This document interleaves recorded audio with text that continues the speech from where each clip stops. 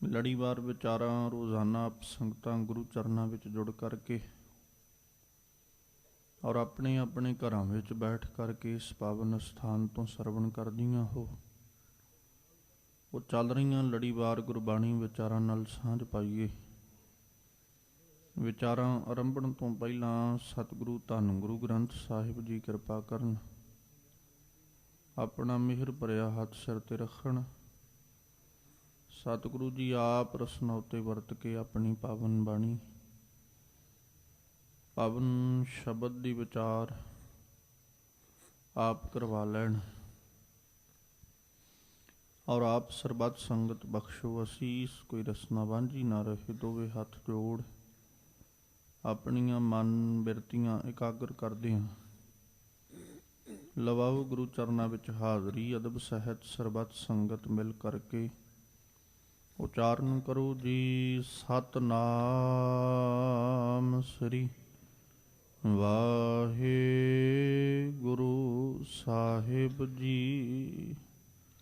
ਇੱਕ ਵਾਰ ਫਿਰ ਕਰੋ ਰਸਨਾਵਾਂ ਪਵਿੱਤਰ ਔਰ ਮਿਲ ਕੇ ਆਖੋ ਜੀ। ਸਤਨਾਮ ਸ੍ਰੀ ਵਾਹਿਗੁਰੂ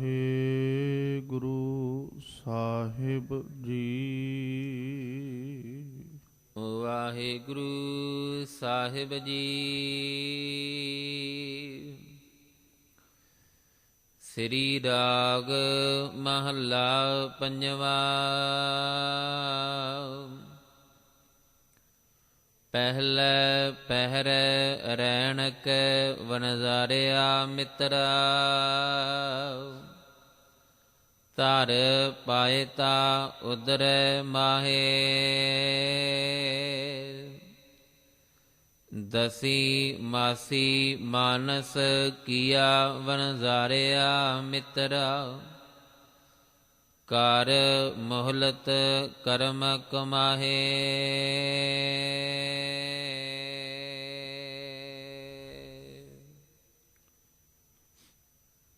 ਜਿਸ ਪਾਵਨ ਸ਼ਬਦ ਦਾ ਪਾਠ ਆਪ ਸੰਗਤ ਨੇ ਬੜੇ ਅਦਬ ਸਤਿਕਾਰ ਦੇ ਨਾਲ ਪਿਆਰ ਸਹਿਤ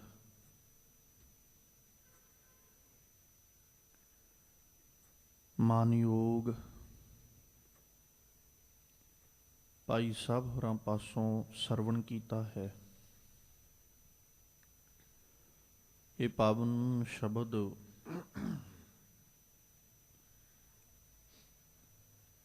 ਪੰਚਮ ਪਾਤਸ਼ਾਹ ਧੰਨ ਗੁਰੂ ਅਰਜਨ ਸਾਹਿਬ ਜੀ ਕੇ ਮੁਖਾਰਬਿੰਦ ਤੋਂ ਉਚਾਰਨ ਕੀਤੇ ਹੋਏ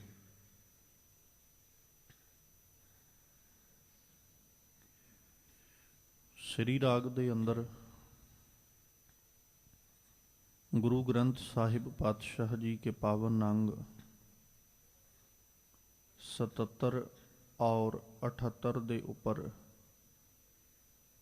ਸੁਭਾਇਮਾਨ ਹੈ।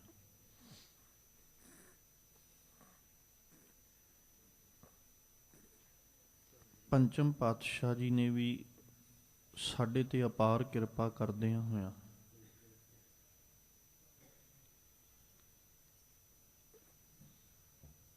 ਉਸੇ ਲੜੀ ਦੇ ਵਿੱਚ, ਉਸੇ ਪ੍ਰਕਰਨ ਦੇ ਵਿੱਚ, ਚੱਲ ਰਹੇ ਪ੍ਰਕਰਨ ਵਿੱਚ ਸਾਡੀ ਜ਼ਿੰਦਗੀ ਰੂਪੀ ਰਾਤ ਨੂੰ ਪਹਿਰਾਂ ਦੇ ਆਧਾਰ ਤੇ ਵੰਡਦਿਆਂ ਹੋਇਆਂ ਜ਼ਿੰਦਗੀ ਕਿਸ ਤਰੀਕੇ ਨਾਲ ਜੀਵ ਗੁਜ਼ਾਰ ਜਾਂਦਾ ਹੈ, ਕਿਵੇਂ ਆਪਣੇ ਜੀਵਨ ਨੂੰ ਲੰਘਾ ਜਾਂਦਾ ਹੈ, ਉਹਦੇ ਪ੍ਰਤੀ ਗੁਰੂ ਅਰਜਨ ਸਾਹਿਬ ਜੀ ਨੇ ਵੀ ਸਾਨੂੰ ਸੁਚੇਤ ਕੀਤਾ। ਸਤਿਗੁਰੂ ਅਰਜਨ ਪਾਤਸ਼ਾਹ ਜੀ ਨੇ ਸਭ ਤੋਂ ਪਹਿਲਾਂ ਜ਼ਿਕਰ ਕਰਦਿਆਂ ਆਖਿਆ, ਕਹਿੰਦੇ ਵੀ ਪਹਿਲੇ ਪਹਿਰੇ ਰੈਣ ਕੈ ਵਣਜਾਰਿਆ ਮਿੱਤਰਾ। ਧਰ ਪਾਏ ਤਾਂ ਉਧਰੈ ਮਾਹੀ।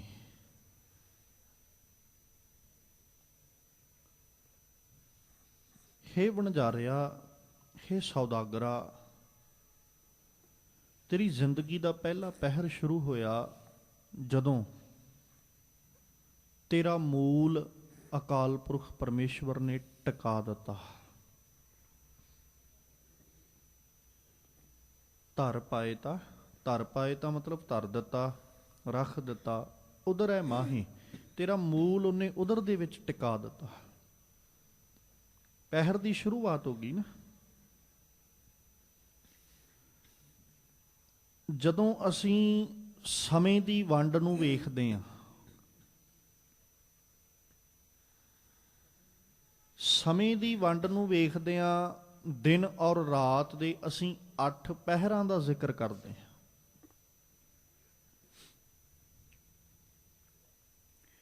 ਚਾਰ ਪਹਿਰ ਰਾਤ ਦੇ ਔਰ 4 ਦਿਨ ਦੇ।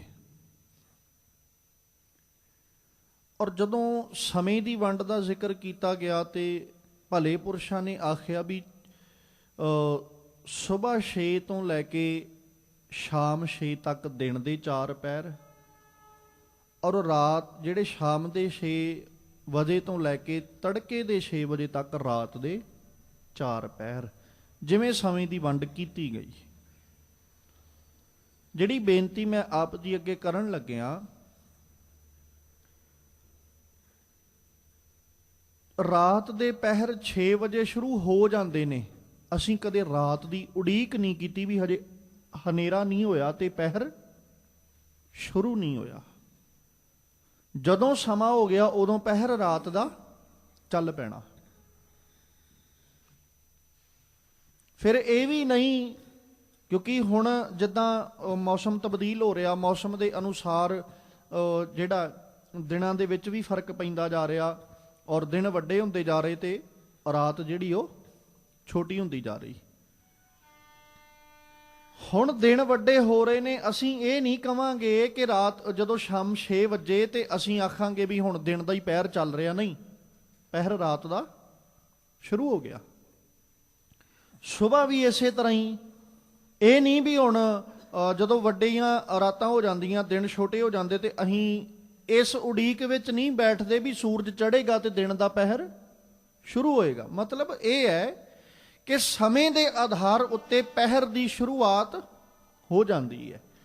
ਬਾਪੂ ਜੀ ਨੇ ਇਸੇ ਤਰ੍ਹਾਂ ਗੁਰੂ ਅਰਜਨ ਸਾਹਿਬ ਨੇ ਕਿਰਪਾ ਕੀਤੀ। ਕਹਿੰਦੇ ਜ਼ਰੂਰ ਇਹ ਨਹੀਂ ਕਿ ਤੂੰ ਸੰਸਾਰ ਤੇ ਆਏਗਾ ਤੇ ਤੇਰੀ ਜ਼ਿੰਦਗੀ ਦਾ ਪਹਿਰ ਸ਼ੁਰੂ ਹੋਏਗਾ। ਤੇਰੀ ਜ਼ਿੰਦਗੀ ਰੂਪੀ ਰਾਤ ਦਾ ਪਹਿਰ ਉਦੋਂ ਹੀ ਸ਼ੁਰੂ ਹੋ ਗਿਆ ਜਦੋਂ ਅਕਾਲ ਪੁਰਖ ਪਰਮੇਸ਼ਵਰ ਜੀ ਨੇ ਤੇਰਾ ਮੂਲ ਰੱਖ ਦਿੱਤਾ। ਜਦੋਂ ਰੱਬ ਜੀ ਨੇ ਤੇਰਾ ਮੂਲ ਟਿਕਾ ਦਿੱਤਾ ਹੈ, ਜਦੋਂ ਰੱਬ ਜੀ ਦੀ ਰਹਿਮਤ ਸਦਕਾ ਤੇਰਾ ਮੂਲ ਟਿਕ ਗਿਆ, ਉਸ ਵਕਤ ਕੀ ਹੋਇਆ? ਜ਼ਿੰਦਗੀ ਰੂਪੀ ਰਾਤ ਦਾ ਪਹਿਰ ਸ਼ੁਰੂ ਹੋ ਗਿਆ, ਚੱਲ ਪਿਆ। ਹੁਣ ਉਹ ਜਦੋਂ ਦੌਰ ਜ਼ਿੰਦਗੀ ਦਾ ਚੱਲਿਆ, ਸਾਹਿਬ ਕਹਿੰਦੇ ਉਹਦੇ ਵਿੱਚ ਨਾ ਹੁਣ ਪਰਮੇਸ਼ਵਰ ਵੇਖੋ ਨਾ, ਜਦੋਂ ਆਪਾਂ ਸਤਿਗੁਰੂ ਜੀ ਕੀ ਬਾਣੀ ਪੜ੍ਹਦੇ ਹਾਂ ਤੇ ਉਦੋਂ ਮਾਲਕ ਜੀ ਜ਼ਿਕਰ ਕਰਦੇ ਕਿ ਤੇਰਾ ਮੂਲ ਤੇ ਇਹੀ ਸੀ ਨਾ ਵੀ ਮਾਂ ਕੀ ਰਕਤ ਪਿਤਾ ਬਿੰਦ ਧਾਰਾ ਮੂਰਤ ਸੂਰਤ ਕਰ ਆਪਾਰਾ। ਇਹ ਤੇਰਾ ਮੂਲ ਹੈ, ਤੇਰਾ ਮੁੱਢ ਹੈ। ਜਦੋਂ ਤੇਰਾ ਮੂਲ ਟਿਕਿਆ, ਫਿਰ ਉਸ ਤੋਂ ਉਪਰੰਤ ਸਾਹਿਬ ਜੀ ਆਖਦੇ, ਕਹਿੰਦੇ ਦਸੀ ਮਾਸੀ ਮਾਨਸ ਕੀਆ। 10 ਮਹੀਨਿਆਂ ਦੇ ਵਿੱਚ ਉਹਨੇ ਮਾਨਸ ਰੂਪ ਤੈਨੂੰ ਦੇ ਦਿੱਤਾ, ਤੇਰੀ ਸਿਰਜਣਾ ਕੀਤੀ। ਵਣਜਾਰਿਆ ਮਿੱਤਰਾ, ਕਰ ਮੋਹਲਤ ਕਰਮ ਕਮਾਹੀ। ਮੋਹਲਤ ਕਹਿੰਦੇ ਨੇ ਸਮੇਂ ਨੂੰ, ਵੀ ਉਹਨੇ ਤੈਨੂੰ ਫਿਰ ਮੋਹਲਤ ਦਿੱਤੀ, ਤੈਨੂੰ ਸਮਾਂ ਦਿੱਤਾ। ਕਾਹਦੇ ਲਈ? ਕਰਮ ਕਮਾਹੀ, ਵੀ ਕੋਈ ਚੱਜ ਦਾ ਕੰਮ ਕਰ ਲਈ, ਕੋਈ ਭਲਾ ਕਰਮ ਕਰ ਲਈ। ਜ਼ਿੰਦਗੀ ਦੀ ਸ਼ੁਰੂਆਤ ਹੋਈ ਜਦੋਂ ਅਕਾਲ ਪੁਰਖ ਪਰਮੇਸ਼ਵਰ ਜੀ ਨੇ ਮੂਲ ਟਿਕਾਇਆ। ਉਸ ਤੋਂ ਉਪਰੰਤ ਉਹਨੇ ਰਹਿਮਤ ਕੀਤੀ, ਤੈਨੂੰ ਮਨੁੱਖਾ ਸਰੀਰ ਦਿੱਤਾ, ਜਿਹਨੂੰ ਆਪਾਂ ਕਹਿੰਦੇ ਕਵਨ ਮੂਲ ਤੇ ਕਵਨ ਦ੍ਰਿਸ਼ਟਾਨੀ। ਉਹਨੇ ਫਿਰ ਸਰੂਪ ਦਿੱਤਾ, ਤੇ ਸਰੂਪ ਦੇਣ ਤੋਂ ਉਪਰੰਤ ਉਹਨੇ ਸਮੇਂ ਦੇ ਅਨੁਸਾਰੀ ਕੀ ਕੀਤਾ? ਤੈਨੂੰ ਸਮਾਜ ਉੱਤੇ, ਸੰਸਾਰ ਉੱਤੇ ਭੇਜਤਾ। ਸੰਸਾਰ ਤੇ ਭੇਜ ਕੇ ਉਹਨੇ ਤੇਰੀ ਝੋਲੀ ਵਿੱਚ ਫਿਰ ਸਮਾਂ ਪਾਇਆ, ਮੋਹਲਤ ਪਾਈ, ਟਾਈਮ ਦਿੱਤਾ। ਕਾਹਦਾ? ਵੀ ਤੇਰੇ ਕੋਲ ਇੰਨੇ ਸਾਲ ਨੇ, ਉਹ 40 ਸਾਲ ਕਹਿ ਲਓ, 50 ਸਾਲ ਕਹਿ ਲਓ, 60 ਸਾਲ, 100 ਸਾਲ, ਕਿਸੇ ਦੀ ਇਦੋਂ ਵੀ ਲੰਮੇਰੀ ਜ਼ਿੰਦਗੀ ਹੈ। ਵੀ ਉਹਨੇ ਇੱਕ ਮੋਹਲਤ ਦੇਤੀ, ਇੱਕ ਸਮਾਂ ਦੇਤਾ ਵੀ ਤੇਰੇ ਕੋਲ ਇੰਨਾ ਕੁ ਸਮਾਂ ਹੈ, ਇੰਨੇ ਸਮੇਂ ਵਿੱਚ ਤੂੰ ਕਰਮ ਕਮਾਉਣੇ ਨੇ। ਉਹਨੇ ਸਮਾਂ ਦੇ ਕੇ ਦਿੱਤਾ ਭੇਜ। ਅਗਾਂਹ ਜੀਵ ਕੀ ਕਰ ਰਿਹਾ ਕੀ ਨਹੀਂ ਕਰ ਰਿਹਾ ਇਹ ਜੀਵ ਉੱਤੇ ਨਿਰਭਰ ਕਰਦਾ ਹੈ। ਉਹ ਕਰਮ ਚੰਗੇ ਕਰ ਰਿਹਾ, ਕਰਮ ਮੰਦੇ ਕਰ ਰਿਹਾ, ਇਹ ਜੀਵ ਉੱਤੇ ਨਿਰਭਰ ਕਰਦਾ ਹੈ। ਪਰ ਮੋਹਲਤ ਤੇ ਪਰਮੇਸ਼ਵਰ ਨੇ ਦੇ ਦਿੱਤੀ ਹੈ। ਜਿਵੇਂ ਇਹਨੂੰ ਸੌਖੇ ਜਿਹੇ ਰੂਪ 'ਚ ਸਮਝਣਾ ਹੋਵੇ, ਜਦੋਂ ਖੇਡ ਦੇ ਮੈਦਾਨ ਵਿੱਚ ਦੋ ਟੀਮਸ ਐਂਟਰ ਕਰਦੀਆਂ ਨੇ, ਪਲੇਗਰਾਊਂਡ 'ਚ ਦੋ ਟੀਮਸ ਆ ਗਈਆਂ, ਐਂਟਰ ਕਰ ਲਿਆ। ਜਦੋਂ ਰੈਫਰੀ ਦੁਆਰਾ ਜਾਂ ਇੱਕ ਉਹਨਾਂ ਦੇ ਵੱਲੋਂ ਗੇਮ ਨੂੰ ਸਟਾਰਟ ਕਰਨ ਵਾਸਤੇ, ਖੇਡ ਨੂੰ ਸ਼ੁਰੂ ਕਰਨ ਵਾਸਤੇ ਇੱਕ ਅਲਾਰਮ ਦਿੱਤਾ ਜਾਂਦਾ ਹੈ ਵੀ ਆਹ ਲਓ ਜੀ ਹੁਣ ਤੁਹਾਡੀ ਖੇਡ ਸ਼ੁਰੂ ਹੈ, ਤੇ ਟੀਮਸ ਉੱਥੇ ਬਹਿ ਜਾਣ। ਟਾਈਮ ਤਾਂ ਨਹੀਂ ਨਾ ਰੁਕਣਾ, ਉਹ ਤੇ ਚੱਲੇਗਾ। ਜਾਂ ਇੱਕ ਟੀਮ ਲੱਗੀ ਰਵੇ, ਉਹ ਖੇਡਦੀ ਰਹੇ, ਤੇ ਦੂਜੀ ਟੀਮ ਹੱਥ ਜੋੜ ਕੇ ਖੜੋਤੀ ਰਵੇ ਵੀ ਕੋਈ ਗੱਲ ਨਹੀਂ, ਤੇ ਦੂਜੀ ਟੀਮ ਲਈ ਟਾਈਮ ਨਹੀਂ ਰੁਕਣਾ। ਮੋਹਲਤ ਮਿਲ ਗਈ ਨਾ ਵੀ ਅੱਧਾ ਘੰਟਾ ਜਾਂ 1 ਘੰਟਾ ਤੁਹਾਡਾ ਮੈਚ ਹੈ, ਤੁਹਾਡੀ ਖੇਡ ਅੱਧੇ ਘੰਟੇ ਦੀ 1 ਘੰਟੇ ਦੀ ਹੈ। ਉਹ ਘੰਟੇ ਵਿੱਚ ਟੀਮਸ ਖੇਡਣ ਨਾ ਖੇਡਣ, ਇੱਕ ਟੀਮ ਖੇਡੇ ਦੂਜੀ ਨਾ ਖੇਡੇ, ਪਰ ਟਾਈਮ ਤੇ ਗੁਜ਼ਰ ਜਾਣਾ, ਮੋਹਲਤ ਖਤਮ ਹੋ ਗਈ। ਉਹ ਚੰਗਾ ਖੇਡ ਰਹੀ ਹੈ ਕਿ ਮੰਦਾ ਖੇਡ ਰਹੀ ਹੈ, ਇਹ ਉਹਨਾਂ ਦੀ ਪਰਫਾਰਮੈਂਸ ਦੇ ਉੱਤੇ ਡਿਪੈਂਡ ਕਰਦਾ। ਪਰ ਉੱਥੇ ਹੱਥ ਜੋੜ ਕੇ ਬੈਠ ਜਾਣ ਨਾਲ ਸਮੇਂ ਨੇ ਨਹੀਂ ਰੁਕਣਾ। ਉਹਨਾਂ ਦੀ ਅਭਿਆਸ ਕਿੱਦਾਂ ਦਾ ਸੀ, ਉਹਨਾਂ ਦੀ ਪ੍ਰੈਕਟਿਸ ਕਿੱਦਾਂ ਦੀ ਸੀ, ਜਾਂ ਉਹਨਾਂ ਦੀ ਓਪੋਨੈਂਟ ਟੀਮ ਜਿਹੜੀ ਹੈ ਉਹ ਕਿੱਦਾਂ ਦੀ ਹੈ, ਉਹਦੇ ਉੱਤੇ ਨਿਰਭਰ ਕਰਦਾ ਕਿ ਹੁਣ ਉਹਨਾਂ ਦੀ ਪਰਫਾਰਮੈਂਸ ਕਿੱਦਾਂ ਦੀ ਹੋਏਗੀ। ਪਰ ਉਹਨਾਂ ਦੇ ਜਿਹੜੇ ਆਗੂ ਸਨ, ਉਹਨਾਂ ਦੁਆਰਾ ਉਹਨਾਂ ਨੂੰ ਇੱਕ ਟਾਈਮ ਪੀਰੀਅਡ ਦੇ ਦਿੱਤਾ ਗਿਆ ਵੀ ਤੁਸੀਂ ਇੰਨੇ ਸਮੇਂ ਦੇ ਵਿੱਚ ਆਪਣਾ ਮੈਚ ਖਤਮ ਕਰਨਾ, ਇੰਨੇ ਸਮੇਂ ਦੇ ਵਿੱਚ ਤੁਸੀਂ ਜਿਹੜਾ ਜਿੱਤ ਔਰ ਹਾਰ ਦਾ ਫੈਸਲਾ ਆਪਣੀ ਖੇਡ ਵਿਖਾ ਕੇ ਕਰ ਲੈਣਾ ਹੈ। ਰੱਬ ਜੀ ਨੇ ਕੀ ਕੀਤਾ? ਪਹਿਲੋਂ ਉਹਨੇ ਵਾਸਾ ਦਿੱਤਾ, ਗਰਭ ਵਿੱਚ ਸੰਭਾਲਿਆ। ਹੁਣ ਉੱਥੇ ਕੇਵਲ ਸੰਭਾਲਿਆ ਨਹੀਂ, ਨਾਲ ਉਹਨੇ ਅਭਿਆਸ ਵੀ ਦਿੱਤਾ। ਗਰਭ ਦੇ ਵਿੱਚ ਕੀ ਕਰਦਾ ਰਿਹਾ? ਰੱਬ ਰੱਬ ਕਰਦਾ ਹੀ ਰਿਹਾ ਨਾ। ਅਕਾਲ ਪੁਰਖ ਪਰਮੇਸ਼ਵਰ ਨੂੰ ਚੇਤਾ ਕੀਤਾ ਨਾ, ਉਹ ਰੱਬ ਜੀ ਨੂੰ ਚੇਤਾ ਕਰਨਾ, ਅਕਾਲ ਪੁਰਖ ਪਰਮੇਸ਼ਵਰ ਦੀ ਯਾਦ ਵਿੱਚ ਜੁੜਨਾ ਕੀ ਸੀ? ਰੱਬ ਜੀ ਦੁਆਰਾ ਕਰਵਾਇਆ ਅਭਿਆਸ। ਜੋ ਇੱਥੇ ਕਰ ਰਹੇ ਆ ਇਹੀ ਸਮਾਜ ਤੇ ਜਾ ਕੇ ਕਰਨਾ। ਜਿਵੇਂ ਇਸ ਥਾਂ ਦੇ ਉੱਤੇ ਮੈਨੂੰ ਚੇਤੇ ਕੀਤਾ ਜਾਂ ਮੇਰੀ ਆਰਾਧਨਾ ਤੂੰ ਕਰ ਰਹੇ ਆ, ਇਸੇ ਤਰ੍ਹਾਂ ਹੀ ਸੰਸਾਰ ਤੇ ਜਾ ਕੇ, ਸਮਾਜ ਵਿੱਚ ਜਾ ਕੇ ਵੀ ਆਰਾਧਨਾ ਕਰਨੀ, ਅਭਿਆਸ ਕਰਵਾਤਾ। ਹੁਣ ਜਿਵੇਂ ਕੋਚ ਜਿਹੜਾ ਸੀ ਉਹਨੇ ਕੀ ਕਰਵਾਇਆ? ਪ੍ਰੈਕਟਿਸ ਕਰਵਾਈ ਮੈਚ ਤੋਂ ਪਹਿਲਾਂ।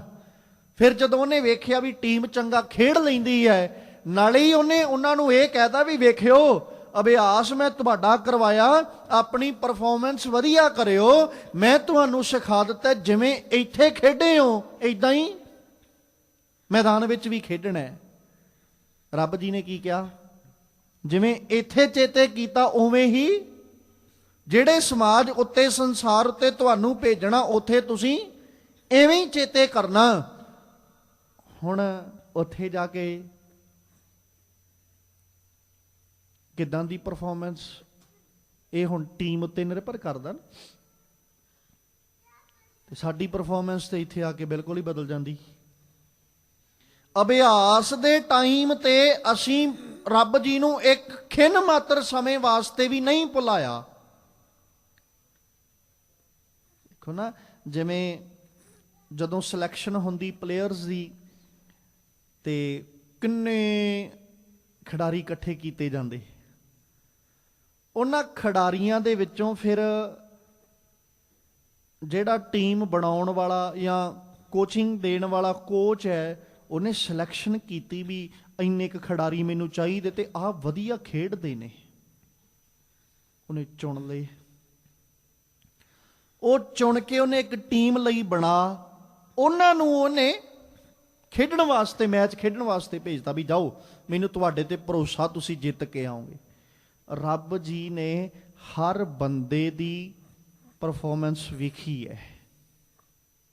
ਇਹਨੇ ਇੱਕ ਖਿੰਨ ਮਾਤਰ ਸਮੇਂ ਵਾਸਤੇ ਵੀ ਮੈਨੂੰ ਵਿਸਾਰਿਆ ਨਹੀਂ।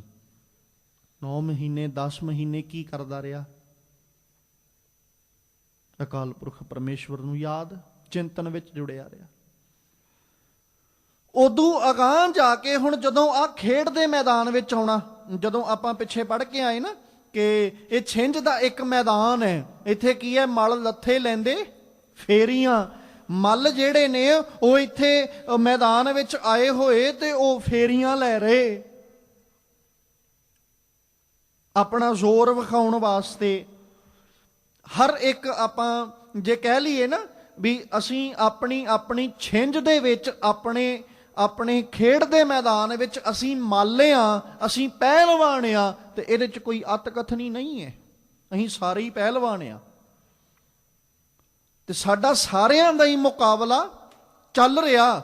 ਰੱਬ ਜੀ ਨੇ ਗਰਭ ਦੇ ਅੰਦਰ ਸਾਨੂੰ ਅਭਿਆਸ ਕਰਵਾਇਆ ਕਿ ਇਸ ਢੰਗ ਦੇ ਨਾਲ ਤੂੰ ਛਿੰਝ ਦਾ ਮੁਕਾਬਲਾ ਜਿੱਤਣਾ ਹੈ। ਤੇ ਫਿਰ ਜਦੋਂ ਸਮਾਜ ਤੇ ਆਏ, ਸਾਡੇ ਸਾਹਮਣੇ ਸਾਡੇ 5 ਓਪੋਨੈਂਟ ਆ ਕੇ ਖੜੋਗੇ। ਉਹ ਵੀ ਬੜੇ ਭਲਵਾਨ ਸੀ, ਉਹ ਵੀ ਬੜੇ ਜ਼ੋਰਦਾਰ ਨੇ, ਉਹਨਾਂ ਕੋਲ ਵੀ ਬਲ ਬੜਾ। ਸਾਡੇ ਕੋਲ ਰੱਬ ਜੀ ਨੂੰ ਪਤਾ ਵੀ ਇਹ ਜਿੱਤ ਸਕਦਾ ਹੈ, ਉਹਨੇ ਸਮਾਜ ਤੇ ਭੇਜਤਾ। ਖੇਡ 'ਚ ਤੇ ਉਹੀ ਭੇਜਿਆ ਜਾਂਦਾ ਨਾ ਜਿੱਤੇ ਭਰੋਸਾ ਹੋਵੇ। ਆਪਾਂ ਜਿੰਨੇ ਸਮਾਜ ਉੱਤੇ ਮਨੁੱਖ ਆਏ ਆ ਨਾ, ਜਿੰਨਿਆਂ ਨੇ ਜਨਮ ਲਿਆ, ਇਹਨਾਂ ਸਾਰਿਆਂ ਦੇ ਉੱਤੇ ਭਰੋਸਾ ਸੀ ਰੱਬ ਨੂੰ ਵੀ ਇਹ ਜਿੱਤ ਕੇ ਆਉਣਗੇ। ਹੋਇਆ ਕੀ? ਇੱਥੇ ਆ ਕੇ ਨਾ ਜਦੋਂ, ਇੱਕ ਖਿਆਲ ਹੋਰ ਰੱਖਿਓ, ਖਿਡਾਰੀ ਜਿੰਨਾ ਮਰਜ਼ੀ ਚੰਗਾ ਖੇਡਦਾ ਹੋਵੇ, ਪਰ ਜਿਹਨੂੰ ਕੌਨਫੀਡੈਂਸ ਨਾ ਹੋਵੇ ਤੇ ਉਹ ਓਪੋਨੈਂਟ ਵੇਖ ਕੇ ਡਰ ਜਾਂਦਾ, ਜਿੱਤਦਾ ਹੋਇਆ ਮੈਚ ਵੀ ਹਾਰ ਜਾਂਦਾ। ਸ਼ਾਇਦ ਸਾਡੇ ਨਾਲ ਇਹੋ ਕੁਝ ਹੋ ਰਿਹਾ। ਇੱਕ ਤੇ ਸਾਨੂੰ ਸਾਡੇ ਗੁਰੂ ਤੇ ਭਰੋਸਾ ਨਹੀਂ ਰਿਹਾ, ਕਿਉਂਕਿ ਜੇ ਗੁਰੂ ਤੇ ਵਿਸ਼ਵਾਸ ਹੁੰਦਾ ਤੇ ਫਿਰ ਭਰੋਸੇ ਨਾਲ ਬੈਠ ਕੇ, ਵਿਸ਼ਵਾਸ ਆਪਣੇ ਹਿਰਦੇ 'ਚ ਰੱਖ ਕੇ ਤੇ ਗੁਰੂ ਕੇ ਥਾਪੜੇ ਉੱਤੇ ਵਿਸ਼ਵਾਸ ਰੱਖਦਾ ਵੀ ਮੇਰੇ ਗੁਰੂ ਨੇ, ਮੈਨੂੰ ਸਿਖਾਉਣ ਵਾਲੇ ਨੇ ਮੇਰੀ ਕੰਡ ਉੱਤੇ ਥਾਪੜਾ ਦਿੱਤਾ, ਮੈਂ ਹਾਰਾਂਗਾ ਨਹੀਂ। ਇਹ ਭਰੋਸਾ ਹੈ, ਕੌਨਫੀਡੈਂਸ ਹੈ। ਤੇ ਜਦੋਂ ਜੰਗ ਜਾਵਾਂਗਾ, ਹੁਣ ਮੈਦਾਨ ਵਿੱਚ ਜਾਵਾਂਗਾ, ਤੇ ਜੇ ਮੇਰੇ ਗੁਰੂ ਨੇ ਮੇਰੇ ਤੇ ਭਰੋਸਾ ਕੀਤਾ ਤੇ ਇਹਦਾ ਮਤਲਬ ਮੈਂ ਵਧੀਆ ਖੇਡਦਾ ਆ, ਤਾਂ ਹੀ ਵਿਸ਼ਵਾਸ ਕਰਕੇ ਭੇਜਿਆ ਨਾ। ਤੇ ਹੁਣ ਮੇਰਾ ਫਰਜ਼ ਕੀ ਬਣਦਾ ਕਿ ਮੈਂ ਵਧੀਆ ਖੇਡਾਂ ਤੇ ਇਸ ਖੇਡ ਨੂੰ ਜਿੱਤ ਕੇ ਜਾਵਾਂ।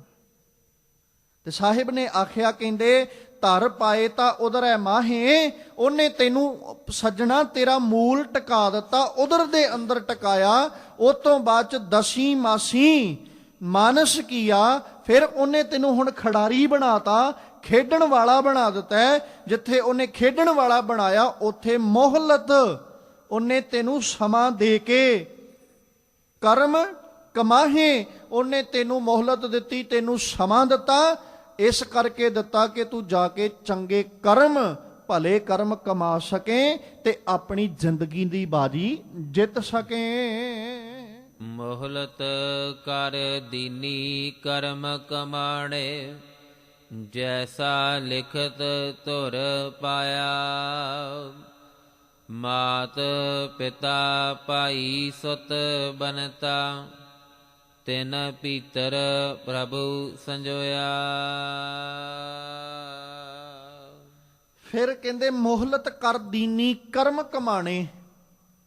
ਮੋਹਲਤ ਕਰ ਦੀਨੀ, ਉਹਨੇ ਮੋਹਲਤ ਦਿੱਤੀ ਕਾਹਦੇ ਲਈ? ਕਰਮ ਕਮਾਣੇ।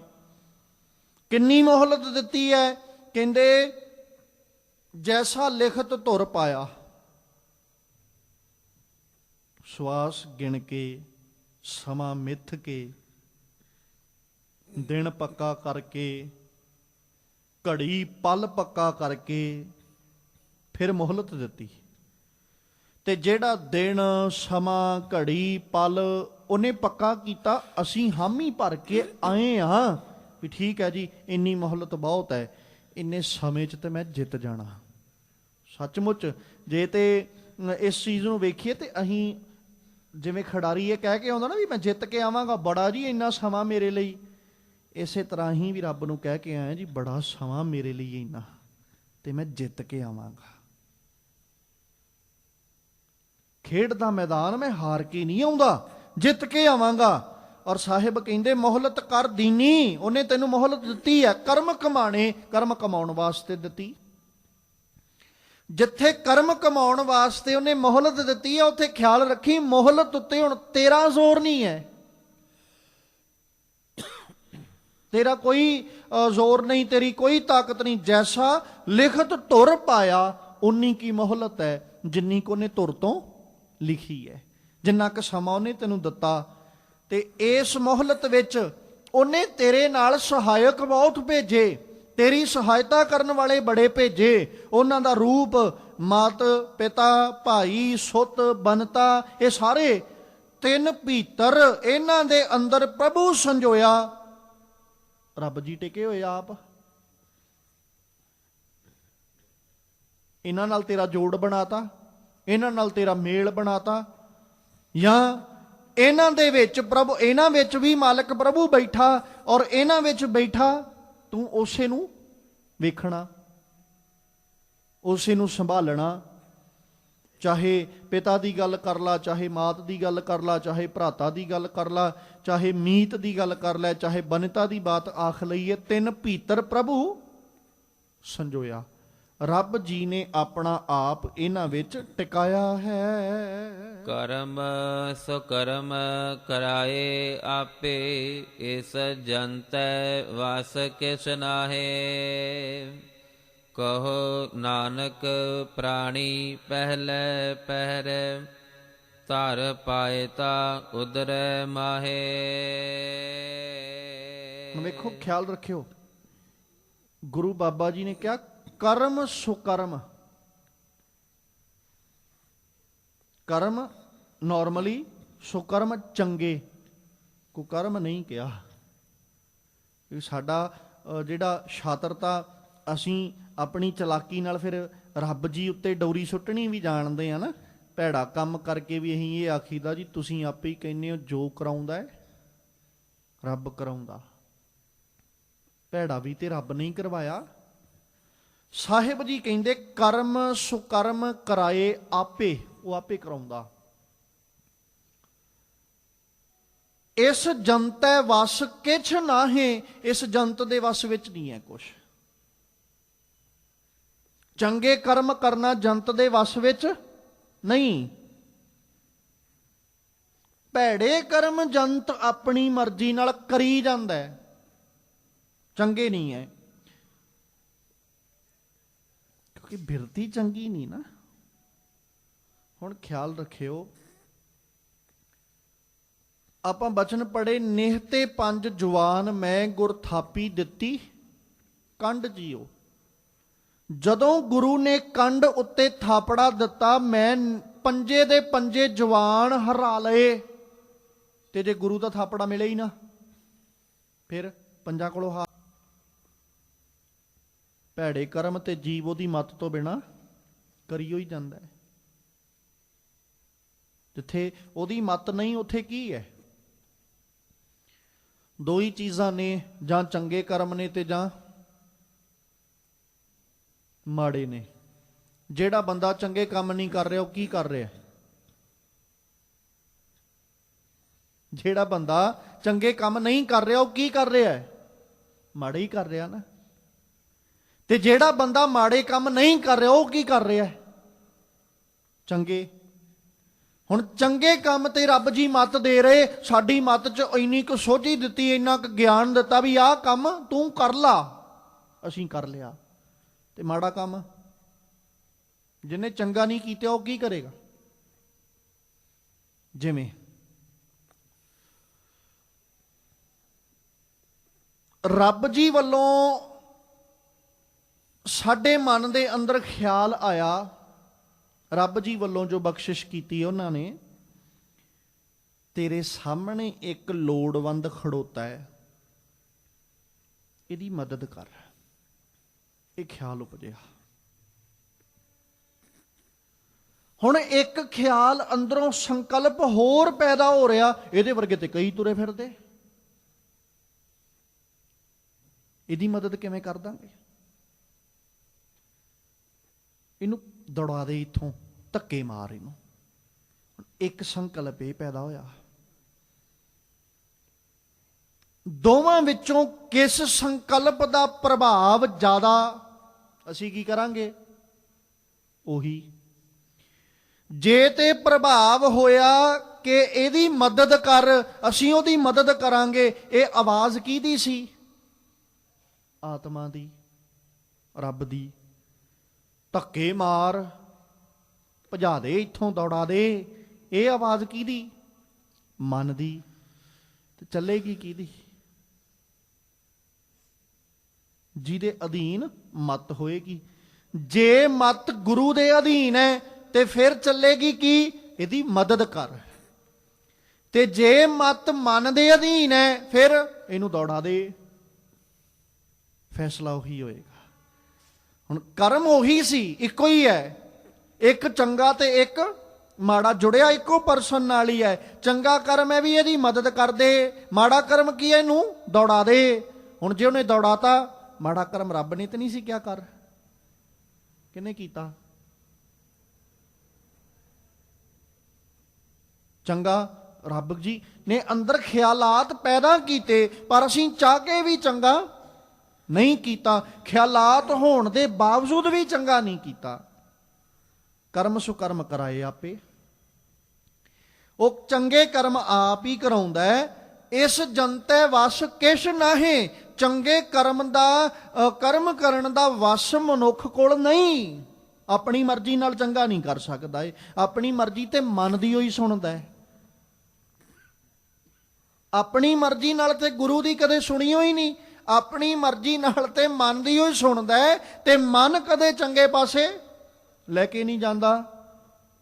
ਮਨ ਤੇ ਰਸਾਂ ਕਸਾਂ 'ਚ ਉਲਝਿਆ ਪਿਆ। ਹਾਂ, ਜਿਹਦਾ ਮਨ ਗੁਰੂ ਅੱਗੇ ਸਮਰਪਿਤ ਕਰ ਦੇਵੇ, ਜਿਹੜਾ ਮਨ ਆਪਣਾ ਗੁਰੂ ਅੱਗੇ ਰੱਖ ਦਏ, ਉਹਦਾ ਮਨ ਵੀ ਖਿਆਲਾਤ ਚੰਗੇ ਦਏਗਾ। ਪਰ ਜਿਹੜਾ ਮਨ ਅਜੇ ਤੱਕ ਗੁਰੂ ਅੱਗੇ ਨਹੀਂ ਆਇਆ, ਉਹ ਮਨ 'ਚੋਂ ਕਦੇ ਵਿਚਾਰ ਚੰਗੇ ਪੈਦਾ ਨਹੀਂ ਹੋਣਗੇ। ਉਹਦੇ ਵਿੱਚੋਂ ਸਦਾ ਵਿਚਾਰ ਮੰਦੇ ਹੀ ਉਪਜਣਗੇ।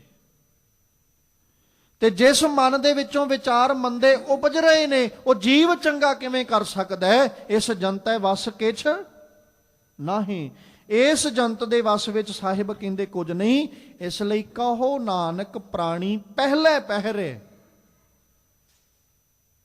ਧਰ ਪਾਏ ਤਾਂ ਉਧਰੈ ਮਾਹੇ। ਰੱਬ ਜੀ ਨੇ ਜ਼ਿੰਦਗੀ ਦਾ ਪਹਿਲਾ ਪਹਿਰ ਸ਼ੁਰੂ ਕੀਤਾ ਕਿ ਇਸ ਦਾ ਮੂਲ ਮਾਤਾ ਦੇ ਗਰਭ ਅੰਦਰ, ਮਾਤਾ ਦੇ ਉਦਰ ਅੰਦਰ ਟਿਕਾ ਦਿੱਤਾ।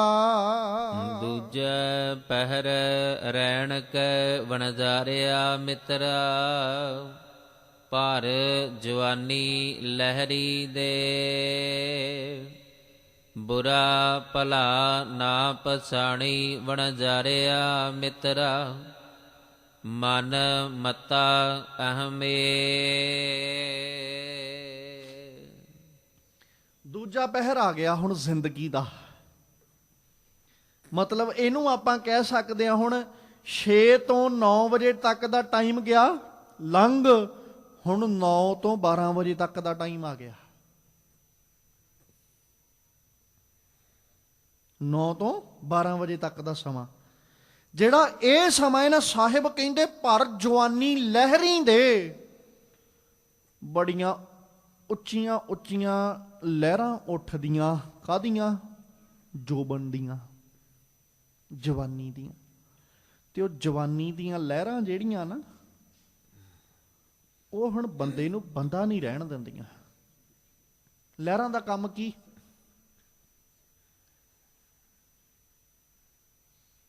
ਲਹਿਰਾਂ ਦੋ ਤਰੀਕੇ ਦਾ ਕਰਮ ਕਰਦੀਆਂ। ਇੱਕ ਤੇ ਲਹਿਰਾਂ ਆਪਣੇ ਵਿੱਚ ਆਈ ਹੋਈ ਗੰਦਗੀ ਕਿਨਾਰੇ ਤੇ ਸੁੱਟਦੀਆਂ ਜੇ, ਤੇ ਦੂਜਾ ਲਹਿਰਾਂ ਦੂਜੇ ਨੂੰ ਡੋਬਣ ਦਾ ਕੰਮ ਵੀ ਕਰਦੀਆਂ। ਹੁਣ ਜੇ ਤੇ ਜੋਬਨ ਦੀ ਲਹਿਰ ਗੁਰੂ ਆਸ਼ੇ ਮੁਤਾਬਕ ਹੈ ਤੇ ਕੀ ਹੋਏਗਾ? ਜੀਵਨ ਵਿੱਚੋਂ ਗੰਦਗੀ ਇੱਕ ਕਿਨਾਰੇ ਲੱਗੇਗੀ ਵੀ ਔਗਣ ਛੱਡ ਦੇ, ਜੇ ਲਹਿਰਾਂ ਜੋਬਨ ਦੀਆਂ ਗੁਰੂ ਅਨੁਸਾਰੀ ਨੇ। ਤੇ ਜੇ ਜੋਬਨ ਦੀ ਲਹਿਰ ਗੁਰੂ ਅਨੁਸਾਰੀ ਨਹੀਂ, ਫਿਰ ਕੀ ਹੋਏਗਾ? ਜੀਵਨ ਡੁੱਬੇਗਾ, ਜ਼ਿੰਦਗੀ ਡੁੱਬੇਗੀ। ਮਾਲਕ ਜੀ ਕੀ ਕਹਿ ਰਹੇ? ਕਹਿੰਦੇ ਦੂਜੇ ਪਹਿਰੇ ਰਹਿਣ ਕੇ ਵਣਜਾਰਿਆ ਮਿੱਤਰਾ, ਪਰ ਜਵਾਨੀ ਲਹਿਰੀ ਦੇ ਇਹ ਉਛਾਲੇ ਦਿੰਦੀ। ਹੁਣ ਲਹਿਰਾਂ ਉੱਠਦੀਆਂ ਕਿਹੜੀਆਂ? ਜਵਾਨੀ ਦੀਆਂ, ਜੋਬਨ ਦੀਆਂ। ਔਰ ਇਹ ਜਿਹੜੀਆਂ ਜੋਬਨ ਦੀਆਂ ਲਹਿਰਾਂ ਉੱਠ ਰਹੀਆਂ ਨੇ, ਇਹ ਲਹਿਰਾਂ ਕੀ ਕਰਦੀਆਂ? ਬੁਰਾ ਭਲਾ ਨਾ ਪਛਾਣੇ, ਇਹ ਪਛਾਣਨ ਨਹੀਂ ਦਿੰਦੀਆਂ, ਨਾ ਬੁਰੇ ਨੂੰ ਤੇ ਨਾ ਭਲੇ ਨੂੰ। ਵਣਜਾਰਿਆ ਮਿੱਤਰਾ, ਮਨ ਮੱਤਾ ਅਹੰ ਮੇ, ਨਾ ਬੁਰਾ ਭਲਾ ਪਛਾਣਨ ਦਿੱਤਾ। ਮਨ ਤੇ ਪਹਿਲਾਂ ਹੀ ਮਸਤ ਹੋਇਆ ਪਿਆ, ਕਾਹਦੇ ਵਿੱਚ? ਜੋਬਨ ਵਿੱਚ। ਜੋਬਨ ਦੇ ਨਸ਼ੇ ਨੇ ਮਨ ਇੰਨਾ ਕੁ ਮਸਤ ਕਰ ਦਿੱਤਾ, ਇਹਨੇ ਨਾ ਬੁਰਾ ਵੇਖਿਆ ਤੇ ਨਾ ਭਲਾ ਵੇਖਿਆ, ਮਸਤ ਜੋ ਹੋ ਗਿਆ ਮਨ। ਹੁਣ ਜ਼ਿੰਦਗੀਆਂ ਵਿੱਚ ਵੇਖੋ, ਜਦੋਂ ਜੋਬਨ ਆਉਂਦਾ ਹੈ, ਜਵਾਨੀ ਆਉਂਦੀ ਹੈ, ਮਨੁੱਖ ਦੀ ਜ਼ਿੰਦਗੀ ਜਿਉਣ ਦਾ ਤਰੀਕਾ ਬਦਲਦਾ ਕਿ ਨਹੀਂ ਬਦਲਦਾ?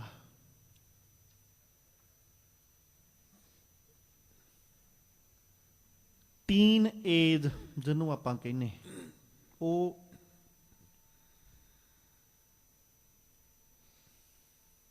ਜ਼ਿੰਦਗੀ ਦੇ 7 ਸਾਲ 13 ਤੋਂ ਲੈ ਕੇ 19 ਤੱਕ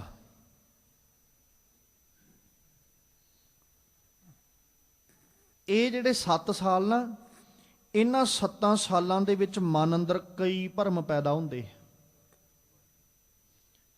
ਸਭ ਤੋਂ ਪਹਿਲਾ ਭਰਮ, ਮੇਰੇ ਵਰਗਾ ਰੱਬ ਨੇ ਕੋਈ ਨਹੀਂ ਬਣਾਇਆ। ਦੂਜਾ ਭਰਮ, ਮੈਂ ਸਿਆਣਾ ਆ, ਮੈਨੂੰ ਪਤਾ ਜ਼ਿੰਦਗੀ ਕਿਵੇਂ ਜਿਉਣੀ। ਤੀਜਾ ਭਰਮ, ਮੇਰੀ ਆਪਣੀ ਜ਼ਿੰਦਗੀ ਹੈ, ਆਪਣੀ ਮਰਜ਼ੀ ਨਾਲ ਜਿਵਾਂਗਾ। ਫਿਰ ਸੁਣਦਾ ਕਿਸੇ ਦੀ?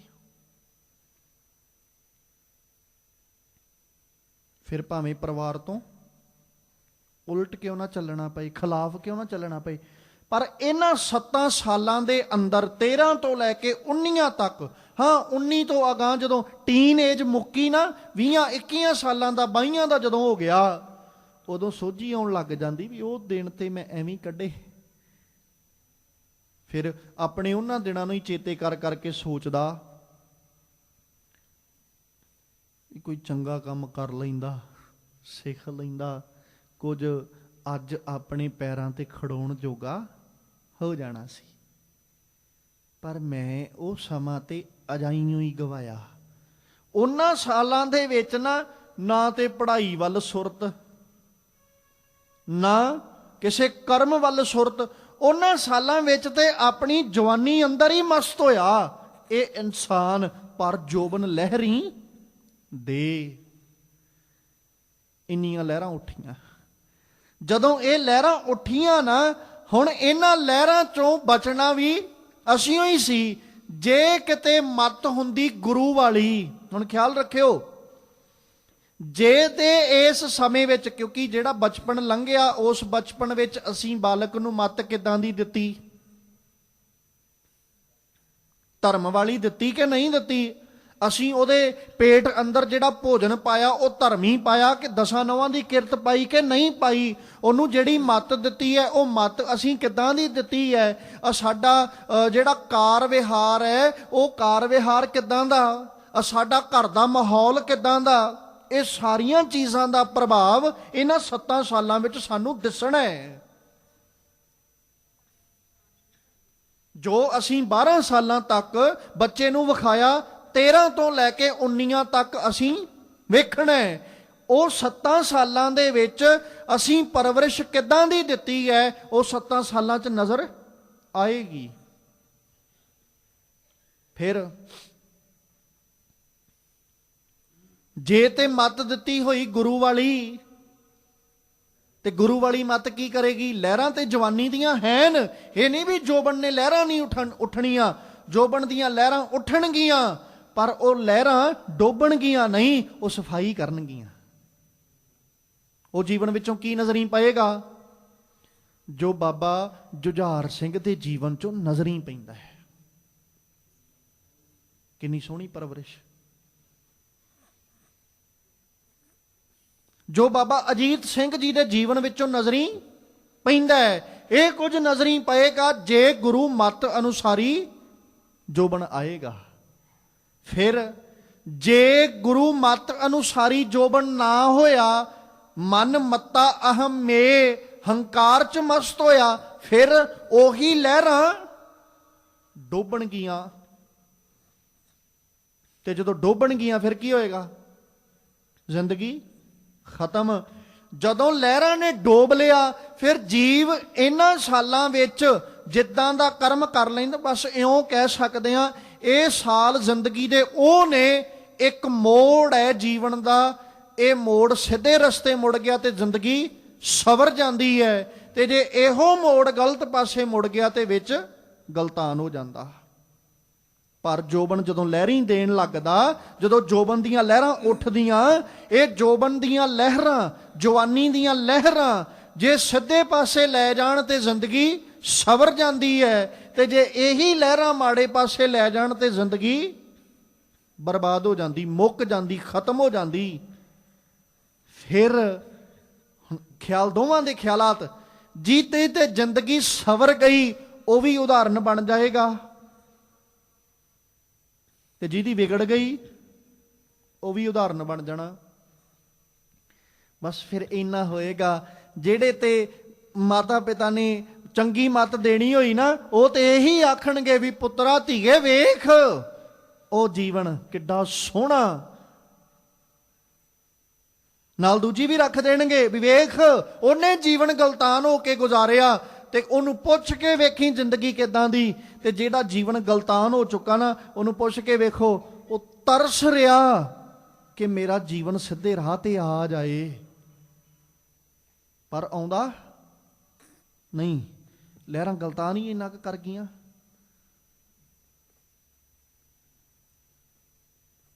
ਪਾਣੀ ਵਿੱਚ ਡੁੱਬਦਾ ਓਨਾ ਕੁ ਚਿਰ ਹੀ ਬਚਾਇਆ ਜਾ ਸਕਦਾ ਜਿੰਨਾ ਕੁ ਚਿਰ ਹੱਥ ਪੈਂਦਾ, ਤੇ ਜੇ ਉਦੋਂ ਵੱਧ ਗਹਿਰੇ 'ਚ ਚਲਾ ਜਾਏ, ਗਹਿਰਾਈ 'ਚ ਚਲਾ ਜਾਏ, ਤੇ ਫਿਰ ਆਸ ਛੱਡ ਦਿੰਦੇ ਵੀ ਹੁਣ ਇਹਨੇ ਬਚਣਾ ਨਹੀਂ। ਔਰ ਸੱਚਮੁੱਚ ਜਦੋਂ ਜਵਾਨੀ ਦੀਆਂ ਲਹਿਰਾਂ, ਜੋਬਨ ਦੀਆਂ ਲਹਿਰਾਂ ਆਪਣੇ ਅੰਦਰ ਲੈ ਕੇ ਜਾਂਦੀਆਂ ਨਾ, ਜੇ ਤੇ ਗੁਰੂ ਆਸ਼ੇ ਮੁਤਾਬਕ ਹੋਏ ਤੇ ਗੁਰੂ ਬਾਂਹ ਫੜ ਲੈਂਦਾ, ਬਚਾ ਲੈਂਦਾ। ਪਰ ਜੇ ਗੁਰੂ ਆਸ਼ੇ ਮੁਤਾਬਕ ਨਾ ਹੋਏ ਤੇ ਫਿਰ ਇਹੀ ਲਹਿਰਾਂ ਡੋਬ ਦਿੰਦੀਆਂ। ਸਤਿਗੁਰੂ ਕਹਿੰਦੇ ਇਹਨਾਂ ਲਹਿਰਾਂ ਵਿੱਚ ਗਲਤਾਨ ਹੋਇਆ, ਬੁਰਾ ਭਲਾ ਨਾ ਪਛਾਣਈ।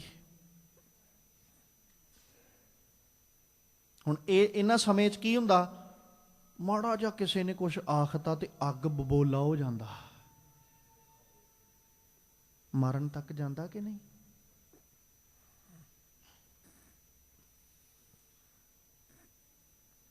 ਲਹਿਰੀ ਦੇ ਜੋਬਨ ਲਹਿਰਾਂ ਵਿੱਚ ਹੈ ਨਾ। ਬੁਰਾ ਭਲਾ ਨਾ ਪਛਾਣੀ, ਨਾ ਬੁਰੇ ਦਾ ਪਤਾ ਲੱਗਾ ਨਾ ਭਲੇ ਦਾ ਪਤਾ ਲੱਗਾ। ਕਿਸੇ ਦਾ ਭਲਾ ਕਿਵੇਂ ਕਰਨਾ ਨਹੀਂ ਪਤਾ, ਬੁਰਾ ਕਿੱਦਾਂ ਹੋ ਰਿਹਾ ਨਹੀਂ, ਪਛਾਣ ਹੀ ਨਹੀਂ ਹੋਈ ਨਾ। ਕਿਉਂਕਿ ਇਸ ਵਕਤ ਤੇ ਇਸ ਸਮੇਂ ਵਿੱਚ ਮਨ ਮੱਤਾ ਅਹਮ ਮੇ, ਮਨ ਆਪਣੇ ਵਿੱਚ ਮਸਤ ਹੋ ਚੁੱਕਾ, ਆਪਣੇ ਹੰਕਾਰ ਦੇ ਅੰਦਰ ਮਨ ਗਲਤਾਨ ਹੋ ਚੁੱਕਾ ਹੈ। ਬੁਰਾ ਭਲਾ ਨਾ ਪਛਾਣੈ ਪ੍ਰਾਣੀ, ਆਗੇ ਪੰਥ ਕਰਾਰਾ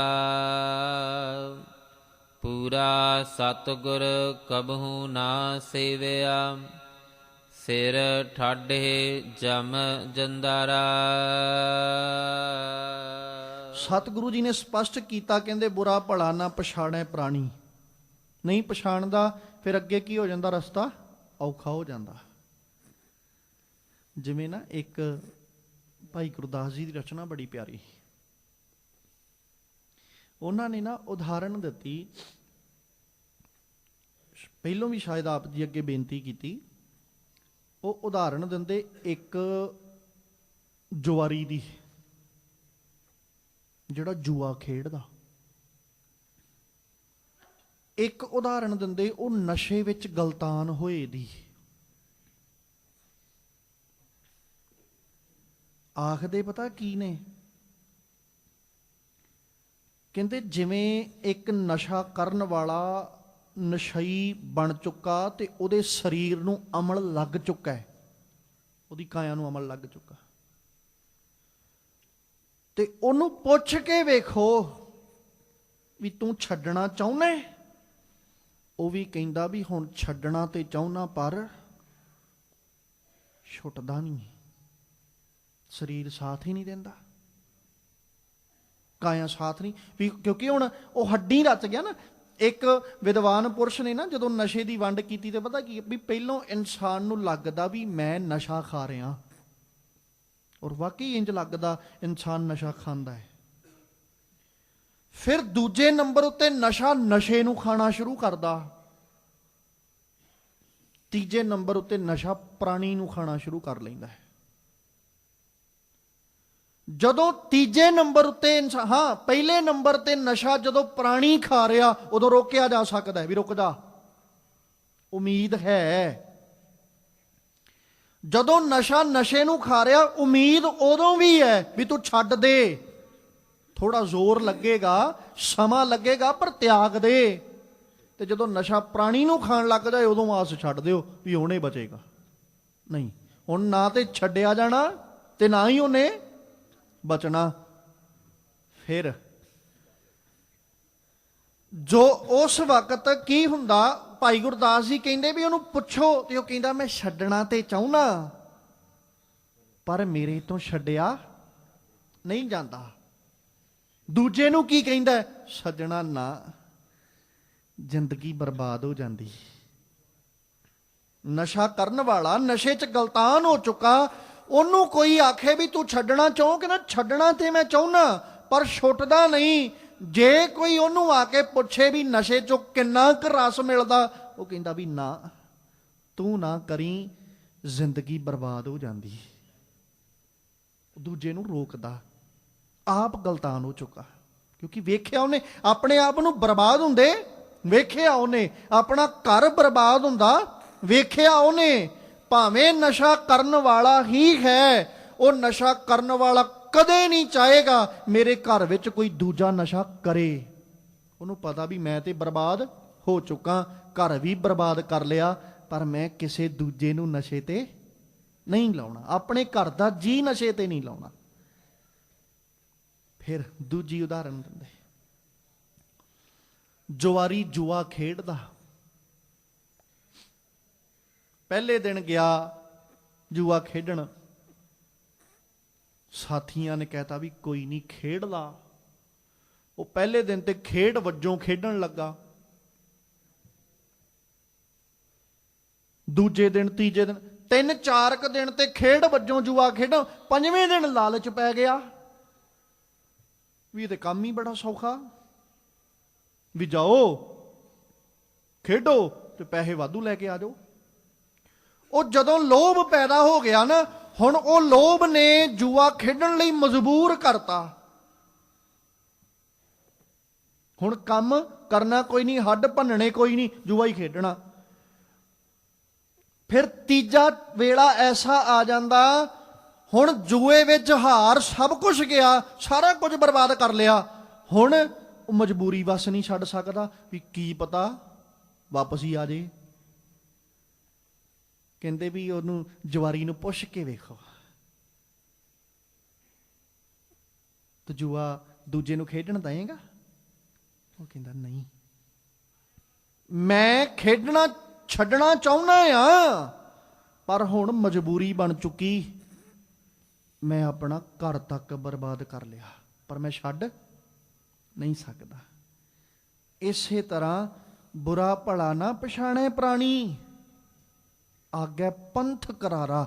ਉਸ ਸਮੇਂ 'ਚ ਜਿਹੜਾ ਪਰ ਜੋਬਨ ਲਹਿਰੀ ਦੇ ਰਿਹਾ ਨਾ, ਜਵਾਨੀ ਲਹਿਰਾਂ ਦੇ ਰਹੀ ਹੈ, ਉਹਨਾਂ ਲਹਿਰਾਂ ਵਿੱਚ ਸਮਝ ਨਹੀਂ ਲੱਗਦੀ, ਬੁਰਾ ਭਲੇ ਦੀ ਪਛਾਣ ਨਹੀਂ ਹੁੰਦੀ।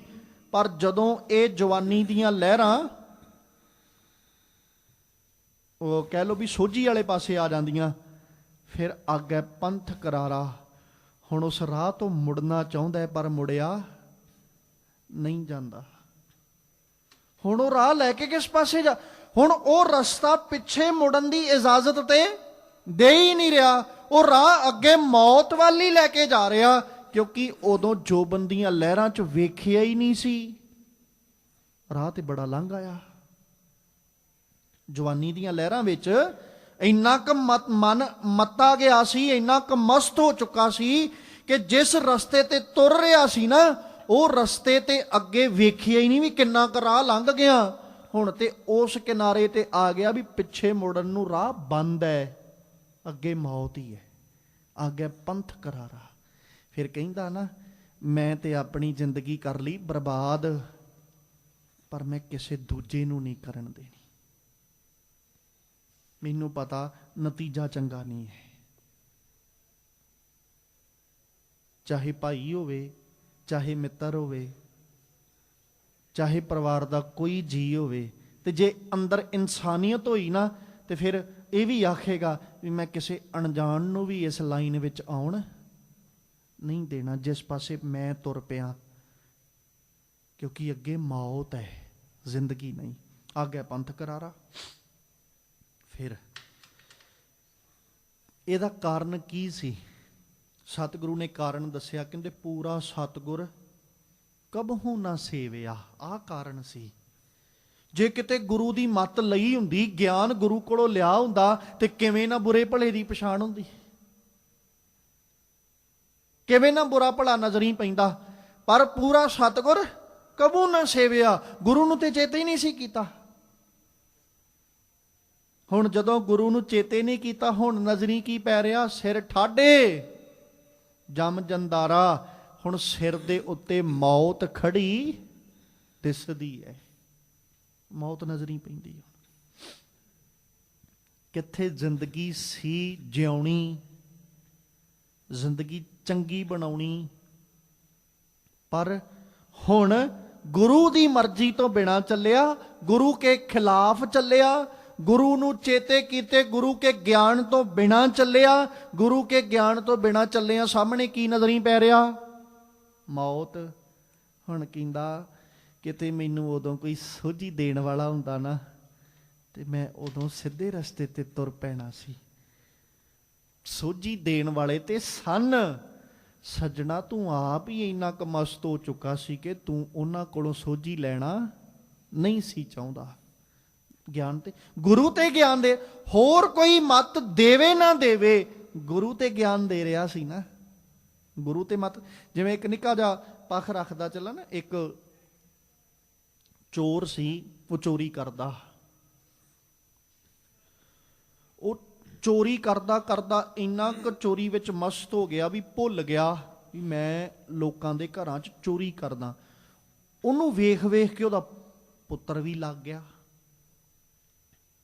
ਵੀ ਤੇ ਕੰਮ ਹੀ ਬੜਾ ਸੌਖਾ, ਦਿਨੇ ਸਾਰਾ ਦਿਨ ਵਿਹਲੇ ਤੁਰੋ, ਰਾਤ ਨੂੰ ਜਾਓ ਇੱਕ ਘਰ 'ਚ ਡਾਕਾ ਪਾਓ, ਇੱਕ ਘਰ 'ਚੋਂ ਜਾ ਕੇ ਧਨ ਦੌਲਤ ਸਾਰਾ ਲੁੱਟ ਕੇ ਲੈ ਆਓ, ਤੇ ਕੰਮ ਹੀ ਬੜਾ ਸੌਖਾ।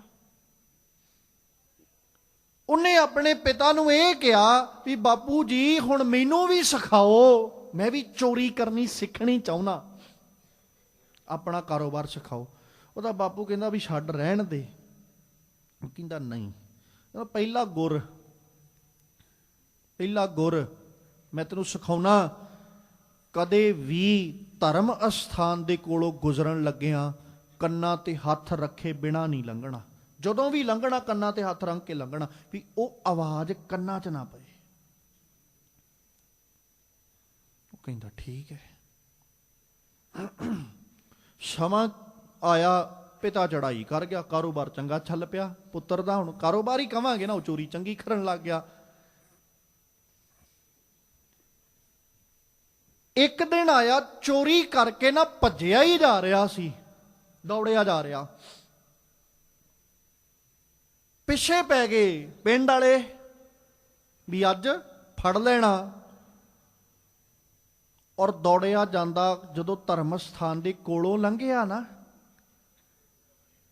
ਉਦੋਂ ਤੇ ਭੱਜਣ ਚ, ਜਾਨ ਬਚਾਉਣ ਚ ਮਸਤ ਸੀ, ਕੰਨਾਂ ਤੇ ਹੱਥ ਨਹੀਂ ਰੱਖੇ, ਸਿਰਫ ਸਮਝਣ ਵਾਸਤੇ।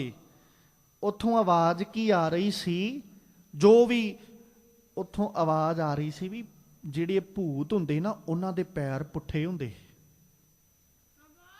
ਜੋ ਉਹ ਦੱਸ ਰਹੇ ਸਨ, ਸਿਰਫ ਗਾਥਾ ਸਮਝਣ ਵਾਸਤੇ।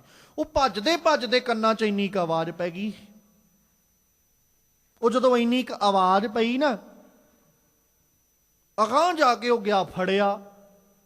ਉਹਨਾਂ ਨੇ ਰਾਜੇ ਨੂੰ ਕਹਿ ਕੇ ਤੇ ਜੇਲ੍ਹ 'ਚ ਡੱਕ ਲਿਆ।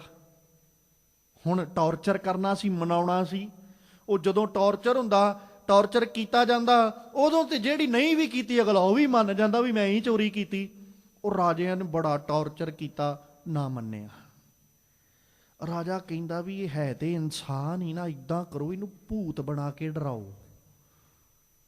ਉਹਨੇ ਨਾ 2-4 ਮਨੁੱਖਾਂ ਨੂੰ ਉੱਦਾਂ ਦੇ ਵਸਤਰ ਪਵਾ ਕੇ, ਮੇਕਅਪ ਉੱਦਾਂ ਦਾ ਕਰਤਾ ਤੇ ਕਰਕੇ ਉਹਦੀ ਕੋਠੜੀ 'ਚ ਭੇਜਤਾ ਵੀ ਡਰਾਓ, ਇਹ ਡਰ ਕੇ ਮੰਨੇਗਾ।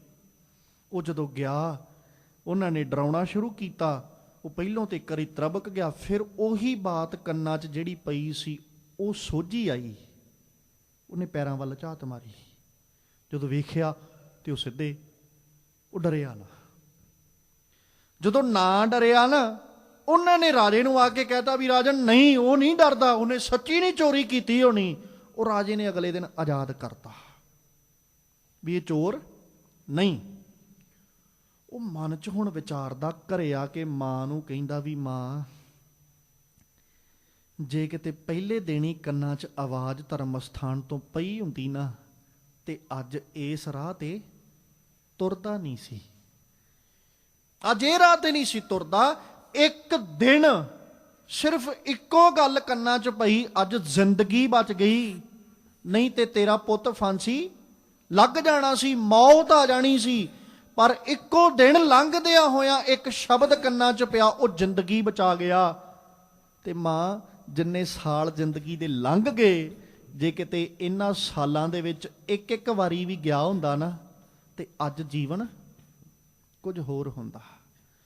ਉਹ ਛੱਡ ਗਿਆ, ਮਾੜੇ ਕਰਮ ਵੀ ਛੱਡ, ਸਾਰਾ ਕੁਝ ਤਿਆਗ ਗਿਆ। ਮਤਲਬ ਇਹ ਹੈ ਕਿ ਜੇ ਕਿਤੇ ਗੁਰੂ ਕਾ ਗਿਆਨ ਉਦੋਂ ਲਿਆ ਹੁੰਦਾ ਤੇ ਫਿਰ ਕੀ ਹੋਣਾ ਸੀ? ਮੌਤ ਦਾ ਡਰ ਨਹੀਂ ਸੀ ਹੋਣਾ। ਸਤਿਗੁਰੂ ਕਹਿੰਦੇ, ਪੂਰਾ ਸਤਿਗੁਰ ਕਬੂ ਨਾ ਸੇਵਿਆ, ਸਿਰ ਠਾਡੇ ਜੰਮ ਜੰਦਾਰਾ। ਹੁਣ ਤੇ ਸਿਰ ਉੱਤੇ ਮੌਤ ਖੜੀ ਨਜ਼ਰੀ ਆਉਂਦੀ ਹੈ। ਧਰਮ ਰਾਏ ਜਬ ਪਕਰਸ ਬਵਰੇ, ਤਬ ਕਿਆ ਜਵਾਬ ਕਰੇ। ਕਹੋ ਨਾਨਕ ਦੂਜੈ ਪਹਿਰੇ ਪ੍ਰਾਣੀ, ਭਰ ਜੋਬਨ ਲਹਿਰੀ ਦੇ। ਉਦੋਂ ਤੇ ਜੋਬਨ ਦੀਆਂ ਲਹਿਰਾਂ 'ਚ ਮਸਤ ਹੋਇਆ ਸਾਹਿਬ ਕਹਿੰਦੇ ਕਰਮ ਕਰਦਾ ਰਿਹਾ। ਹੁਣ ਆ ਗਈ ਵਾਰੀ ਫਲ ਭੋਗਣ ਦੀ। ਜਦੋਂ ਫਲ ਦੀ ਵਾਰੀ ਆਈ, ਫਿਰ ਧਰਮ ਰਾਏ ਜਬ ਪਕਰਸ ਬਵਰੇ, ਜਦੋਂ ਪੁੱਛਣਾ ਅਗਲਿਆਂ ਵੀ ਦੱਸ ਕੀ ਕੀਤਾ ਹੀ, ਕਿਆ ਜਵਾਬ ਕਰੇ। ਕਹਿੰਦੇ ਦੱਸ ਕੀ ਜਵਾਬ ਦੇਏਗਾ, ਹੈ ਤੇਰੇ ਕੋਲ ਜਵਾਬ? ਉਦੋਂ ਕੋਈ ਜਵਾਬ ਨਹੀਂ। ਕਹੋ ਨਾਨਕ ਦੂਜੈ ਪਹਿਰੈ ਪ੍ਰਾਣੀ, ਭਰ ਜੋਬਨ ਲਹਿਰੀ ਦੇ। ਆ ਜੀਵਨ ਜੋਬਨ ਵਿੱਚ ਜਦੋਂ ਆਉਂਦਾ, ਫਿਰ ਉਦੋਂ ਜੋਬਨ ਦੀਆਂ ਲਹਿਰਾਂ ਦੇ ਵਿੱਚ ਜੀਵ ਮਸਤ ਹੋ ਜਾਂਦਾ। ਸਤਿਗੁਰੂ ਸਾਨੂੰ ਉਪਦੇਸ਼ ਦਿੰਦਿਆਂ ਇਹੋ ਸਮਝਾਉਂਦੇ ਕਿ ਜ਼ਿੰਦਗੀ ਦਾ ਪੜਾਅ ਕੋਈ ਹੋਵੇ, ਪਰ ਗੁਰੂ ਦੇ ਆਸ਼ੇ ਤੋਂ ਬਿਨਾਂ ਨਹੀਂ ਗੁਜ਼ਾਰਨਾ। ਜਿਵੇਂ ਮੱਤ ਗੁਰੂ ਦਏ ਉਸੇ ਤਰ੍ਹਾਂ ਗੁਜ਼ਾਰੀ, ਕਿਉਂਕਿ ਜਿਸ ਦਿਨ ਫਲਾਂ ਦੀ ਵਾਰੀ ਆਉਣੀ ਨਾ, ਫਲ ਦੀ ਨਤੀਜੇ ਦੀ ਵਾਰੀ ਆਉਣੀ, ਤੇ ਉਦਣ ਭੋਗਣਾ ਤੂੰ ਹੈ। ਇਸ ਲਈ ਕਰਮ ਚੰਗੇ ਕਰ, ਗੁਰੂ ਦੀ ਮੱਤ ਲੈ ਕੇ ਕਰਮ ਕਰ, ਤਾਂ ਜੋ ਜਿੱਦਣ ਫਲ ਭੋਗੇ ਉਦਣ ਤੇਰੇ ਕੋਲ ਜਵਾਬ ਹੋਵੇ। ਤੇਰੇ ਕੋਲ ਜਵਾਬ ਹੋਵੇ, ਤੇ ਜਵਾਬ ਤੂੰ ਇਹ ਕਹਿ ਸਕੇ ਵੀ ਮੇਰਾ ਗੁਰੂ ਮੇਰੇ ਨਾਲ ਖੜੋਤਾ, ਮੇਰਾ ਗੁਰੂ ਮੇਰਾ ਉਪਦੇਸ਼ਕ ਹੈ, ਮੇਰੇ ਗੁਰੂ ਨੇ ਉਪਦੇਸ਼ ਦਿੱਤਾ ਮੈਂ ਕਮਾਇਆ, ਉਦੋਂ ਤੇਰੇ ਕੋਲ ਜਵਾਬ ਹੋਵੇ। ਇਸ ਤਰੀਕੇ ਅੱਜ ਸਤਿਗੁਰੂ ਅਰਜਨ ਦੇਵ ਪਾਤਸ਼ਾਹ ਜੀ ਇਹਨਾਂ ਦੋ ਪਦਿਆਂ ਦੇ ਰਾਹੀਂ ਸਾਨੂੰ ਉਪਦੇਸ਼ ਦਿੰਦਿਆਂ ਸਮਝਾਉਂਦੇ ਨੇ ਕਿ ਜੀਵਨ ਤੇ ਹੈ, ਸਭਨਾਂ ਕੋਲ ਹੈ, ਪਰ ਲੇਖੇ ਵਿੱਚ ਕੋਈ ਕੋਈ ਲਾਉਂਦਾ, ਲਾਹੇ ਵਿੱਚ ਕੋਈ ਕੋਈ ਲਾਉਂਦਾ। ਜਿਹੜਾ ਲਾਹਾ ਖੱਟ ਕੇ ਜਾਂਦਾ ਉਹ ਜੀਵਨ ਦੀ ਬਾਜੀ ਜਿੱਤ ਕੇ ਜਾਂਦਾ ਹੈ। ਗੁਰੂ ਅੱਗੇ ਕਿਤੇ ਆਪਾਂ ਅਰਜ਼ੋਈ ਕਰੀਏ ਵੀ ਮਾਲਕ ਜੀਓ ਕਿਰਪਾ ਕਰੋ, ਸਾਡੇ ਉੱਤੇ ਵੀ ਬਖਸ਼ਿਸ਼ ਕਰਕੇ ਆਪ ਜੀ ਸਾਨੂੰ ਵੀ ਇਸ ਜੀਵਨ ਦੇ ਵਿੱਚੋਂ ਮੁਕਤੀ ਦੀ ਦਾਤ ਬਖਸ਼ਿਸ਼ ਕਰੋ, ਤਾਂ ਜੋ ਅਸੀਂ ਆਪਣੇ ਜੀਵਨ ਸਫਲ ਕਰਕੇ ਸੰਸਾਰ ਤੋਂ ਜਾਈਏ, ਤਾਂ ਜੋ ਅਸੀਂ ਵੀ ਆਪ ਜੀ ਦੇ ਚਰਨਾਂ ਦੇ ਵਿੱਚ ਸਦੀਵ ਨਿਵਾਸ ਅਸੀਂ ਲੈ ਸਕੀਏ, ਸਾਡਾ ਮਨ ਆਪ ਜੀ ਦੇ ਚਰਨਾਂ ਵਿੱਚ ਟਿਕ ਜਾਏ। ਤੇ ਮਾਲਕ ਜੀ ਅੱਗੇ ਅਰਜ਼ੋਈ ਕਰਦੇ ਰਿਹਾ ਕਰੀਏ, ਸਤਿਗੁਰੂ ਜੀਓ ਰਹਿਮਤ ਕਰੋ, ਆਪ ਜੀ ਬਖਸ਼ਿਸ਼ ਕਰਕੇ ਸਾਨੂੰ ਆਪ ਆਪਣਾ ਪ੍ਰੀਤ ਔਰ ਪਿਆਰ ਬਖਸ਼ੋ। ਗੁਰਵਡ ਭਾਗੀ ਪਾਇਆ, ਐਸਾ ਗੁਰਵਡ ਭਾਗੀ ਪਾਇਆ, ਗੁਰਵਡ ਭਾਗੀ ਪਾਇਆ, ਐਸਾ ਗੁਰਵਡ ਭਾਗੀ ਪਾਇਆ।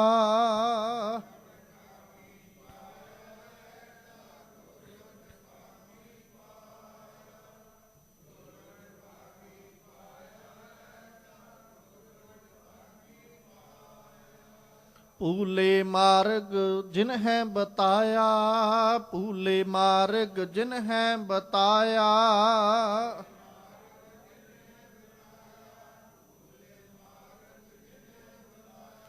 ਐਸਾ ਗੁਰਵਡ ਭਾਗੀ ਪਾਇਆ, ਐਸਾ ਗੁਰਵਡ ਭਾਗੀ ਪਾਇਆ।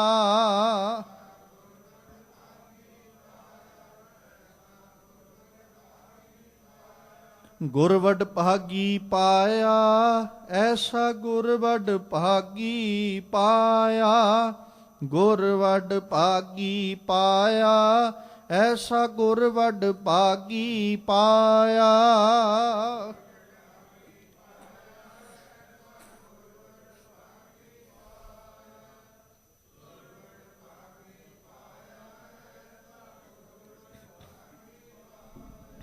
ਸਤਿਗੁਰੂ ਪਾਤਸ਼ਾਹ ਰਹਿਮਤ ਕਰਨ, ਸਾਡੇ ਸਭਨਾਂ ਦੀਆਂ ਹਾਜ਼ਰੀਆਂ ਆਪਣੇ ਦਰ ਉੱਤੇ ਪ੍ਰਵਾਨ ਕਰ ਲੈਣ, ਆਪਣੇ ਦਰੋਂ ਘਰੋਂ ਗੁਰਸਿੱਖੀ ਜੀਵਨ ਨਾਮ ਦੀਆਂ ਦਾਤਾਂ ਬਖਸ਼ਿਸ਼ ਕਰਕੇ ਨਿਵਾਜਣ, ਤਾਂ ਜੋ ਸਾਡੇ ਵੀ ਇਹ ਲੋਕ ਸੁਖੀਏ ਪਰਲੋਕ ਸੁਹੇਲੇ। ਨਾਨਕ ਹਰ ਪ੍ਰਭ ਆਪੇ ਮੇਲੇ, ਹੋਈਆਂ ਬੇਅੰਤ ਪ੍ਰਕਾਰ ਦੀਆਂ ਭੁੱਲਾਂ ਦੀ ਖਿਮਾ ਬਖਸ਼ਣੀ। ਆਓ ਸਤਿਗੁਰੂ ਜੀ ਕੇ ਪਾਵਨ ਬਚਨ ਹਿਰਦੇ ਵਿੱਚ ਵਸਾ ਲਈਏ। ਧਰਮ ਰਾਏ ਜਬ ਪਕਰਸ ਬਵਰੇ, ਤਬ ਕਿਆ ਜਵਾਬ ਕਰੇ, ਕਹੋ ਨਾਨਕ ਦੂਜੈ ਪਹਿਰੈ ਪ੍ਰਾਣੀ, ਭਰ ਜੋਬਨ ਲਹਿਰੀ ਦੇ। ਵਾਹਿਗੁਰੂ ਜੀ ਕਾ ਖਾਲਸਾ, ਵਾਹਿਗੁਰੂ ਜੀ ਕੀ ਫਤਿਹ।